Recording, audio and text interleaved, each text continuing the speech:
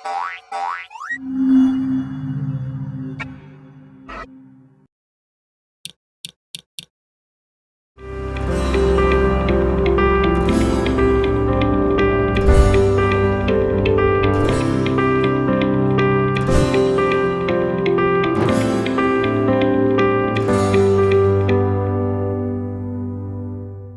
anak-anak, apa kabar? Semoga semuanya sedang berada dalam kondisi yang sehat karena hari ini Bapak Guru Riki akan kembali mengajarkan pendidikan Pancasila dan kewarganegaraan masih dari modul 301. Kita masih akan belajar dari bab 1 Sumpah Pemuda. Masih ingat pelajaran sebelumnya? Kalau masih ingat, bagus sekali. Sekarang kita akan belajar dari pelajaran 1.2, Tokoh Sumpah Pemuda. Tujuan pembelajaran kita kali ini anak-anak adalah supaya anak-anak dapat mengenal tokoh-tokoh penting dalam peristiwa Sumpah Pemuda. Oke, papan tulisnya sudah muncul, berarti kita akan mulai mengenal satu persatu tokoh-tokoh dari Sumpah Pemuda. Tapi siapa saja ya yang berjasa dalam peristiwa Sumpah Pemuda itu? Yang pertama adalah Sugondo Joyo Puspito. Beliau menjabat sebagai Ketua Panitia Kongres Pemuda II yang berlangsung pada 27 hingga 28 Oktober 1928 di Jakarta. Sugondo Joyo Puspito lahir di Tuban 22 Februari 1905 dan pernah berkuliah di Recherche de Batavia atau Sekolah Tinggi Hukum di Jakarta yang sekarang menjadi Fakultas Hukum Universitas Indonesia.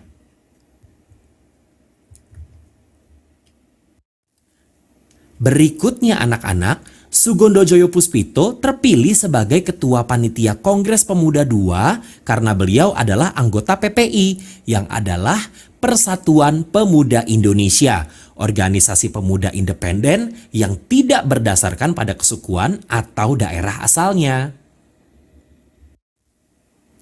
Lalu, Sugondo Joyo Puspito pernah aktif sebagai guru dan masuk partai politik pada masa kebangkitan nasional. Sempat juga ditangkap oleh tentara Belanda pada tahun 1934 dan mendapat larangan mengajar oleh pemerintah Hindia Belanda. Larangan dicabut tahun 1935. Dan Sugondo Joyo Puspito pernah bekerja pada Badan Pusat Statistik dan menjadi wartawan lepas The Bataviasch Nieuwsblad.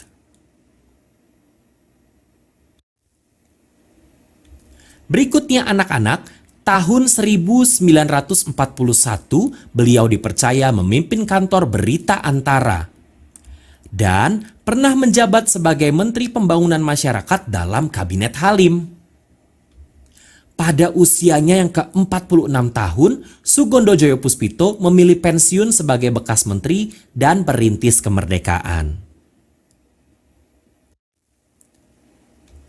Beliau wafat di Yogyakarta 23 April 1978 pada umur 73 tahun dan dimakamkan di pemakaman keluarga besar Taman Siswa Taman Wijaya Brata. Atas jasanya, pemerintah memberikan tanda kehormatan Republik Indonesia, yaitu Bintang Jasa Utama pada tahun 1978. Satya Lencana Perintis Kemerdekaan pada tahun 1992. Kita sudah berkenalan dengan Bapak Sugondo Joyo Puspito. Sekarang kita akan berkenalan dengan tokoh berikutnya. Muhammad Yamin pernah menjabat sebagai Sekretaris Panitia Kongres Pemuda II dan penggagas rumusan teks Sumpah Pemuda. Beliau lahir di Talawai, Sumatera Barat, 28 Agustus 1903. Beliau berkuliah di Recherche de Batavia atau Sekolah Tinggi Hukum di Jakarta dan memperoleh gelar sarjana hukum pada tahun 1932. Berikutnya, Bapak Guru Riki akan memberitahukan beberapa karakteristik dari Muhammad Yamin. Yang pertama, senang sekali berorganisasi. Berikutnya, memiliki pribadi yang ulet, rajin, dan pantang menyerah. Lalu, berwawasan luas. Dan selalu ingin berjuang untuk bangsa dan negara. Ada beberapa organisasi pemuda yang pernah diikuti oleh Muhammad Yamin, yaitu 1. Jong Sumatera Nenbon. Berikutnya, Indonesia Muda. Pemikiran dari Muhammad Yamin yang selalu berusaha mempersatukan bangsa Indonesia untuk melawan penjajah mendapat banyak dukungan dari para pemuda bangsa kita. Muhammad Yamin juga dikenal sebagai seorang sastrawan, perintis puisi modern, dan ahli hukum. Karya-karya beliau yaitu Tanah Air, sebuah puisi pada tahun 1922, Indonesia, Tumpah Darahku di tahun 1928, Ken Arok dan Ken Dedes, sebuah naskah drama pada tahun 1934, Tan Malaka pada tahun 1945, novel yang berjudul Gajah Mada pada tahun 1948, dan Bumi Siliwangi, sebuah soneta yang dibuat pada tahun 1954. Berikutnya anak-anak, setelah Indonesia merdeka, beliau menduduki sejumlah jabatan penting, di antaranya Menteri Kehakiman, Menteri Pengajaran, Pendidikan dan Kebudayaan, Menteri Urusan Sosial dan Budaya, Menteri Penerangan, dan lain-lain. Beliau meninggal dunia di Jakarta pada tanggal 17 Oktober 1962 pada umurnya yang ke-59 tahun. Muhammad Yamin dihormati sebagai pahlawan nasional Indonesia dan mendapat beberapa penghargaan, yaitu Bintang Mahaputra Republik Indonesia, tanda penghargaan tertinggi dari Presiden RI atas jasa-jasanya pada nusa dan bangsa. Tanda penghargaan dari Korps Polisi Militer sebagai pencipta lambang Gajah Mada dan Panca Dharma Korps. Lalu tanda penghargaan dari Panglima Kostrat atas jasanya menciptakan Pataka Komando Cadangan Strategis Angkatan Darat. Berikutnya, siapa lagi ya yang akan kita ketahui? Beliau adalah Wage Rudolf Supratman. Beliau adalah pencipta lagu kebangsaan kita anak-anak, Indonesia Raya, yang diperdengarkan pertama kali pada Kongres Pemuda kedua. Dilahirkan di Purworejo, Jawa Tengah pada tahun 1903. Ia menamatkan sekolah dasar di Jakarta, lalu melanjutkan sekolah di Makassar. Setelah itu, beliau bekerja sebagai guru di sekolah angka 2. Wage Rudolf Supratman juga pernah menjadi wartawan di harian Kaum Muda dan Kaum Kita. Saat itulah ia mulai tertarik dengan pergerakan nasional dan banyak bergaul dengan tokoh-tokoh pergerakan. Bakatnya dalam bidang seni mulai ditekuni sejak tinggal di Makassar. Ia memperoleh pelajaran musik dan pandai bermain biola serta menggubah lagu. Setelah membaca sebuah karangan dalam majalah Timbul, ia merasa tertantang untuk menciptakan lagu kebangsaan Indonesia. Pada tahun 1924, lahirlah lagu Indonesia Raya yang beliau ciptakan saat berada di Bandung pada usia 21 tahun.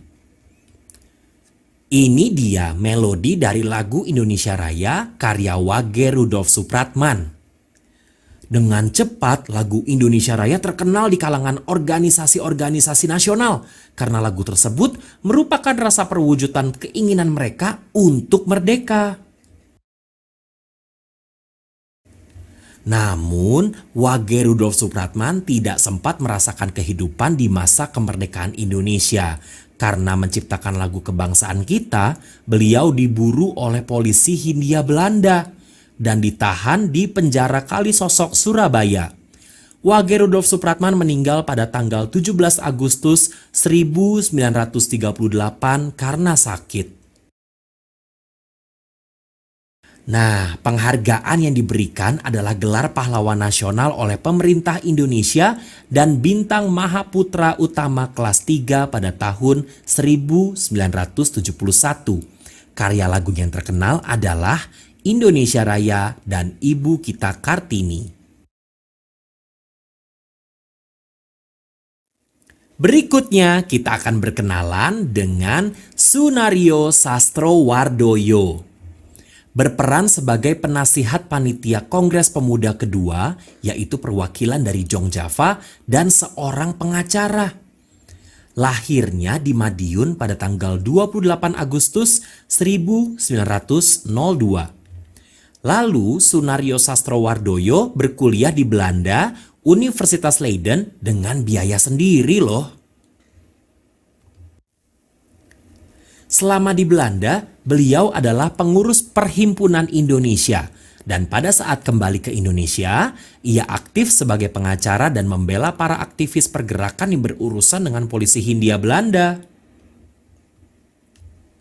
Pada Kongres Pemuda II pada tahun 1928, Sunario Sastrowardoyo menjadi pembicara mengenai makalah Pergerakan Pemuda dan Persatuan Indonesia. Setelah Indonesia merdeka, beliau menjabat sebagai Menteri Luar Negeri pada periode 1953 sampai 1955 dan juga pernah menjadi Duta Besar Republik Indonesia untuk Inggris pada tahun 1956 sampai 1961. Beliau meninggal pada umur 94 tahun di Jakarta pada tanggal 18 Mei 1997 dan dikenang sebagai tokoh Indonesia pada masa pergerakan kemerdekaan Indonesia. Sekarang kita akan berkenalan dengan tokoh terakhir di pelajaran ini, yaitu Johannes Leemena. Beliau adalah perwakilan dari Jong Ambon dalam Kongres Pemuda II. Dilahirkan di Ambon 6 Maret 1905. Beliau meneruskan pendidikan kedokterannya di Stovia Jakarta atau sekarang disebut Fakultas Kedokteran Universitas Indonesia dan Stovia Surabaya. Selama masa pendidikannya, ia dikenal sebagai salah satu pendiri Gerakan Mahasiswa Kristen Indonesia dan perhatiannya terhadap pergerakan nasional. Beliau turut mempersiapkan terlaksananya Kongres Pemuda II tahun 1928. Pada tahun 1950, beliau diangkat sebagai Ketua Umum Partai Kristen Indonesia sampai tahun 1957. Ia juga berperan dalam pembentukan Dewan Gereja-Gereja di Indonesia atau sekarang kita kenal dengan PGI pada tahun 1950. Johannes Leemena adalah satu-satunya tokoh politik yang menjabat sebagai Menteri Indonesia selama 21 tahun berturut-turut dalam 18 kabinet yang berbeda. Dua jabatan menteri di antaranya adalah sebagai Menteri Sosial dan Menteri Kesehatan. Pada masa pemerintahan Orde Baru, beliau mengundurkan diri sebagai menteri. Namun karena tetap dipercaya oleh Presiden Soeharto, beliau diangkat kembali menjadi anggota Dewan Pertimbangan Agung sampai tahun 1973. Johannes Leemena wafat pada tahun 1977.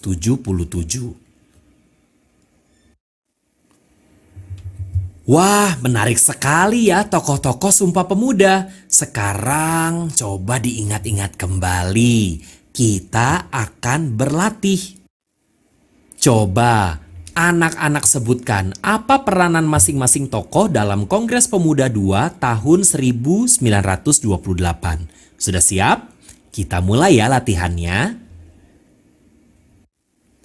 Nah, satu persatu kita munculkan namanya. Yang pertama, Wage Rudolf Supratman. Coba diingat apa peranannya ya. Berikutnya Sugondo Joyo Puspito. Masih ingat peranannya? Yang terakhir Muhammad Yamin. Kita akan berlatih bersama-sama ya. Kita akan coba ingat satu persatu kembali apa peranan para tokoh Sumpah Pemuda ya. Yang pertama, Wage Rudolf Supratman memperkenalkan lagu Indonesia Raya untuk pertama kalinya. Betul sekali. Berikutnya, Sugondo Joyo Puspito, Ketua Panitia Kongres Pemuda II. Betul. Yang terakhir, Muhammad Yamin berperan sebagai Sekretaris Panitia Kongres Pemuda II dan penggagas rumusan teks Sumpah Pemuda. Wah, bagus sekali teman-teman. Kamu dapat pujian tuh. Nah, dengan begitu pelajaran 1.2 sudah selesai. Saatnya untuk anak-anak mengerjakan latihan di buku kegiatan. Tetap semangat dan sampai bertemu di pelajaran berikutnya.